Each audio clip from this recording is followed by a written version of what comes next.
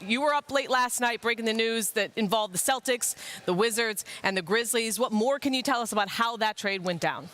Well, Cassidy, last night, once the Celtics pivoted away from that three-team deal that would send Malcolm Brogdon to the Clippers, they went back to the Memphis Grizzlies, who have been aggressive for, I think, a number of years in pursuing Marcus Smart. It's obvious how Marcus Smart fits into that Memphis team, what they need, and especially with Ja Morant out the first 25 games of the season. But they imagine a scenario in Memphis where those two can play together. But Kristaps Porzingis, the centerpiece for the Celtics, listen, coming off one of his best NBA seasons, largely healthy last year in Washington, gives them an offensive dimension in that front court next to Jason Tatum, Jaylen Brown, that they just have not had. It was not easy to part with Marcus Smart in Boston. He has meant a great deal to that organization.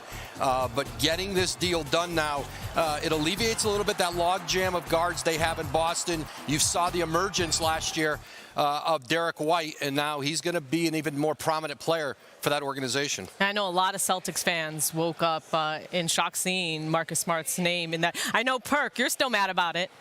Yeah, I am. I'm pissed off about it. Look, and you see this motion right here? You know what that means? Travel. No, it don't mean travel. It means the late, great Tommy Heinsohn is rolling over in his grave right now. Because, listen, when it comes down to Marcus Smart, the heart and soul of that team, we never had a problem when it came down to the Celtics and their offense. We wasn't talking about their offense. They could score with the best of them. When you talk about Jaylen Brown, Jason Tatum, Derek White, Malcolm Brogdon last season. But when it came down to their defensive identity, it was lacking. It wasn't the same team that we saw that went to the NBA Finals. Marcus Smart was the guy that held everybody accountable in that locker room. Marcus Smart was the guy that, when it was a little tension, when the ball wasn't in Jaylen Brown's hand, he tended to have those player meetings. He was that voice, and for him to, for them to depart away from him for Porzingis, I still don't understand this trade. And let's be real, he has an injury like history, him and Robert Williams. So I just don't know where Brad is going with this. Well, there's other teams involved in this, too. So we could talk about from the Memphis Grizzlies side. I love it. I think you love it from the Grizzlies side. Look, I understand what they were doing. They did have a ton of guards. They tried to get rid of move on from Malcolm Brogdon. Because of the injury or because of whatever is lingering there, they weren't able to do that. But I think the entire NBA believes that the Boston Celtics need to make a move, and I think this was the best move that they had available. It is tough. You're getting something back. Porzingis is outstanding, but I still think I will agree with Perk. The continuity of their offense was an issue, and their defense was an issue. Those were the two things that I think they struggled with, and I don't necessarily think that they addressed them here. But let me ask y'all a question. All season long, I was saying, everybody was saying how the Celtics had the most complete roster. They wasn't missing anything. They still wasn't. And then we talk about this year after the Denver Nuggets won the championship, and everybody brought up the word patient. Be patient with these guys. Not only with Jaylen Brown, let it grow. Keep giving guys another chance at knocking at the window. Now all of a sudden you just saying, oh, we're going to break this up. The defensive player of the year 2 years ago? And arguably the heart and soul. But, Woj, can you shed any more light on, how it came to the Celtics departing with Marcus Smart, given how much he's meant to this team? What led to them finally saying, okay, Marcus can be in this trade? Yeah, I think, listen, when they couldn't get the Brogdon deal done, his part of it to the Clippers. Now, they were on a deadline last night with Kristaps Porzingis' opt-in deadline of midnight. He and his agent, Jeff Schwartz, were navigating that with their organization, and they weren't going to move that back. And so Malcolm Brogdon and the Clippers, I think the Clippers just needed more time. And these three-team trades and these team trades that come together quickly, sometimes you run out of clock to get all the information you need to make a deal. And then probably around 10:15, 10:20, it was the Celtics who pivoted. The Clippers were still trying to get this Brogdon part of it done. They pivoted because they were running out of clock with Porzingis to get him to do his opt-in and trade, and they went back to Memphis and put that part of the deal back together. But Perk's right. This is not easy to part with Marcus Smart. There are going to be a lot of tough decisions made in a lot of organizations in coming years with this new salary cap. Boston made one last night. You reported recently that the Hornets are getting closer to a decision on what to do with that number 2 pick. Has there been any change ahead of the draft? Listen, I think that Charlotte has been focused in on Brandon Miller of Alabama throughout this process. I think what they're doing this week is healthy. They're asking themselves the questions. They're digging down. They're going through it. This is an important decision. It's obviously Brandon Miller. It's Scoot Henderson.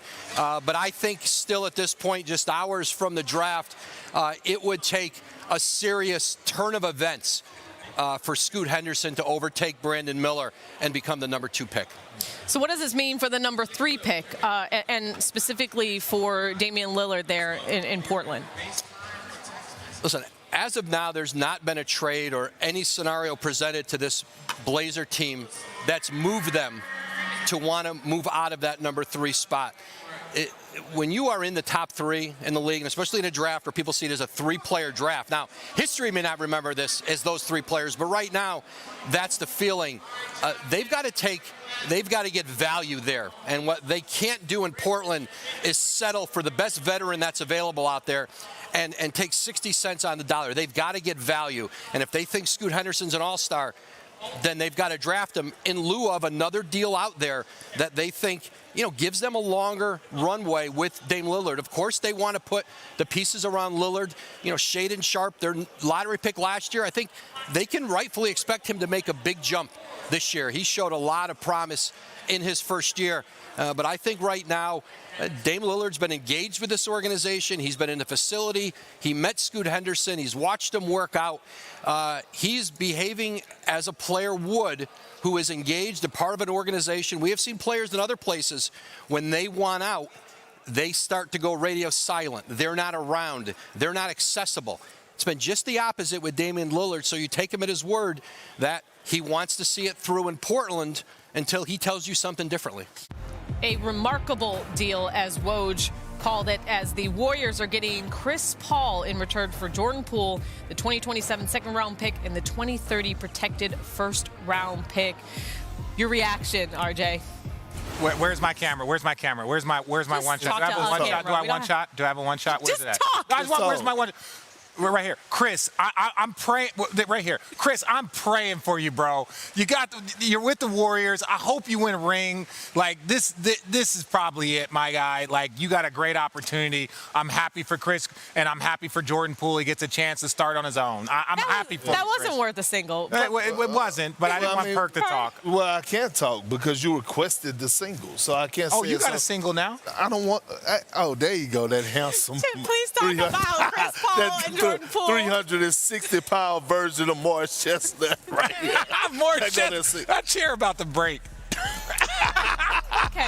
And these are the top plays by the top picks in NBA history, all number 1 selected. Oh, D. Jones. I don't care about Bron. LeBron And D. Jones. And D. Jones still got D. Jones on his hip to this day. Ooh. Dwight on Drew Holiday. NBA top 75. Don't at me. Should have been one of the top 75 players. Don't at me. How about Chris Webber on Ooh. our Mark Jackson? Well, Mark Jackson caught a lot of those from Tom Chambers, Chris Webber. We could do a whole compilation. That was a top. Look out below. How about the top moves? Hakeem. Ooh, ill. Spin move. That's how people used to do Perk back in the day. How about this AI? Come on, Breaking AD. Antonio Daniels. Get him twice. Perk Look, he looking around. Who you looking around? Watch this. Yeah. He's lucky that the meme factor wasn't on. And if we're talking handles, we're talking Kyrie. Well, I don't think people, when you're the number 1 pick in the NBA draft, your skill level is ridiculous. Stop on a dime, though. Finally, the top dismissal. Shaq on Dudley in 99. God, I have so many videos of people doing that to Perk. Get off me. This is the most disrespectful It really was. in history. I mean, there's also Scottie Pippen. Kenyon Martin, snatch block in 04. He used to do that with a regular. Was that a block or a steal? That's Give a it block and a rebound. Right, exactly. How about D Rose? Snatching the rim. That was just the bounce was We haven't seen unfair. a guard do that type of stuff. Thank you for watching ESPN on YouTube. For live streaming sports and premium content, subscribe to ESPN+.